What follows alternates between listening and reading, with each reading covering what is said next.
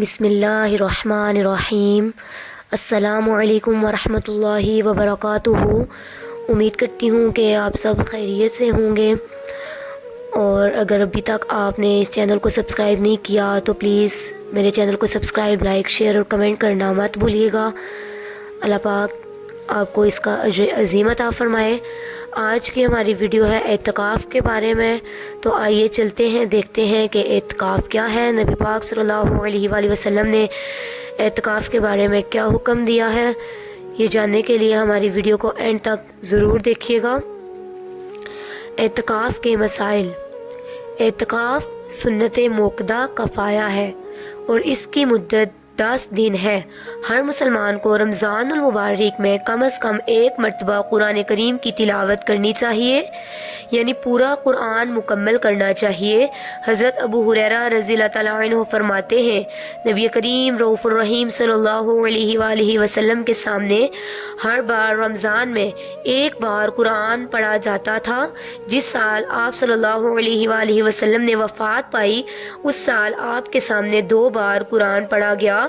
جبرائیل علیہ السلام نے آپ کو سنایا تاکہ آپ اپنا پورا قرآن پاک ترتیب کے ساتھ محفوظ کر لیں۔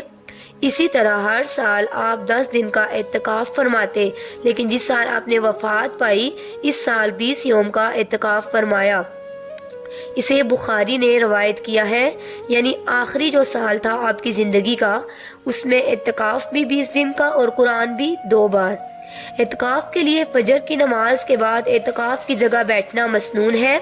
حضرت عائشہ رضی اللہ تعالیٰ عنہما فرماتی ہیں، کان رسول اللہ صلی اللہ علیہ وآلہ وسلم اذا اراد ان یعتکف صلی الفجر ثم دخل معتکفہ، کہ رسول اللہ صلی اللہ علیہ وآلہ وسلم جب اعتکاف میں بیٹھنے کا ارادہ فرماتے تو فجر کی نماز پڑھ کر معتکف میں داخل ہوتے، یعنی رات کی عبادت کر کے اور پھر فجر پڑھ کے اپنی جگہ پر رہ جاتے۔ اعتکاف کرنے والے کی بیوی ملاقات کے لیے آ سکتی ہے اور اعتکاف کرنے والا بیوی کو گھر تک چھوڑنے جا سکتا ہے، یعنی اگر کوئی اور نہ ہو ایسا ذریعہ۔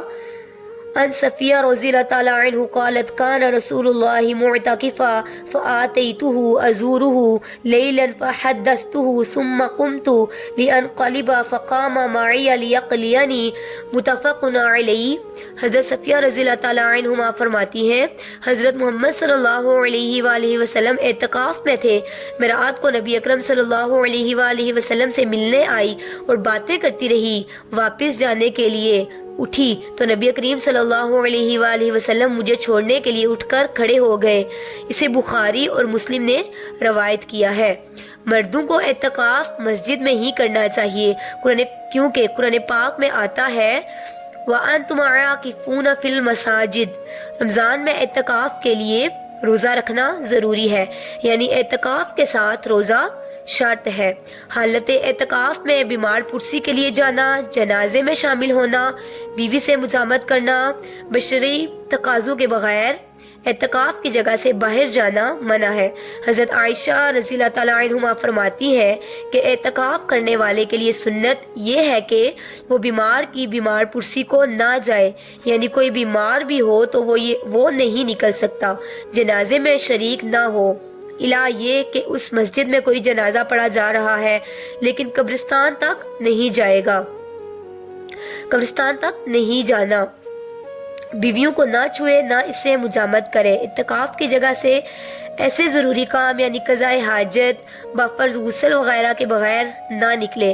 اگر مسجد میں ٹوائلٹ وغیرہ نہیں ہے اور نہانے کی جگہ نہیں ہے اور نہانے کی ضرورت پیش آ گئی تو اس صورت میں صرف مسجد سے نکل سکتے ہیں، یعنی جس چیز کے بغیر چارہ ہی نہ ہو۔ اعتکاف روزے کے ساتھ ہی ہوتا ہے اور جامع مسجد میں ہوتا ہے، یہ مسنون اعتکاف ہے۔ عورت کو بھی اعتکاف کرنا چاہیے کہ رسول کریم صلی اللہ علیہ وآلہ وسلم نے رمضان کے آخری عشرے میں اعتکاف کے لیے ذکر کیا۔ حضرت عائشہ رضی اللہ عنہما نے بھی اعتکاف کی اجازت مانگی، آپ صلی اللہ علیہ وآلہ وسلم نے انہیں اجازت دے دی۔ پھر حفصہ رضی اللہ تعالیٰ عنہما نے حضرت عائشہ رضی اللہ تعالیٰ عنہما سے کہا کہ ان کے لیے بھی اجازت لے دیں، چنانچہ انہوں نے ایسا کر دیا۔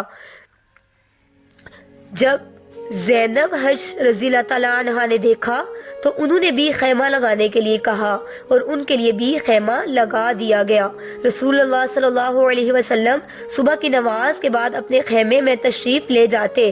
آج آپ صلی اللہ علیہ وسلم کو بہت سے خیمے دکھائی دیے۔ آپ نے فرمایا کہ یہ کیا ہے؟ تو لوگوں نے بتایا حضرت عائشہ رضی اللہ تعالیٰ عنہ، حضرت حفصہ اور حضرت زینب رضی اللہ تعالیٰ عنہ کے خیمے ہیں۔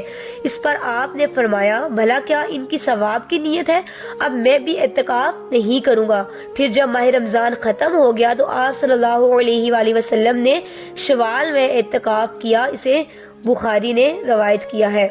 حضرت عبداللہ بن عمر رضی اللہ تعالیٰ عنہ سے روایت ہے کہ حضرت عمر رضی اللہ تعالیٰ عنہ نے نبی اکرم صلی اللہ علیہ وآلہ وسلم سے پوچھا، میں نے زمانہ جاہلیت میں مسجد حرام میں ایک رات کا اعتکاف کرنے کی نظر مانی، پوری کروں یا نہ کروں؟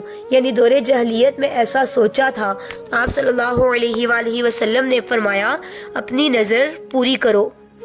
اسے بخاری نے روایت کیا ہے۔ اب یہاں جو آپ کے ذہن میں سوال آ رہا ہوگا کہ عورتیں کہاں اعتکاف کریں، مسجد میں کریں یا گھر میں کریں؟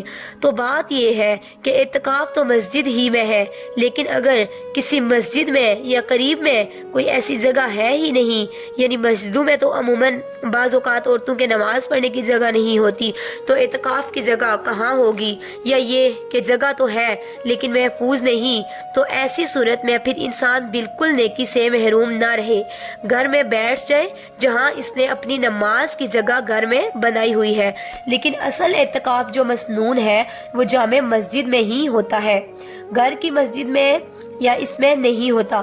اب اس میں آپ سوچ رہے ہوں گے، کنفیوژن ہوگی آپ کو، اچھا یہ ہوتا ہے نہیں ہوتا، اس لیے بہت سے سوال اٹھتے ہیں۔ اگر ایک بات آپ سمجھ لیں تو ساری کنفیوژن دور ہو جائے گی۔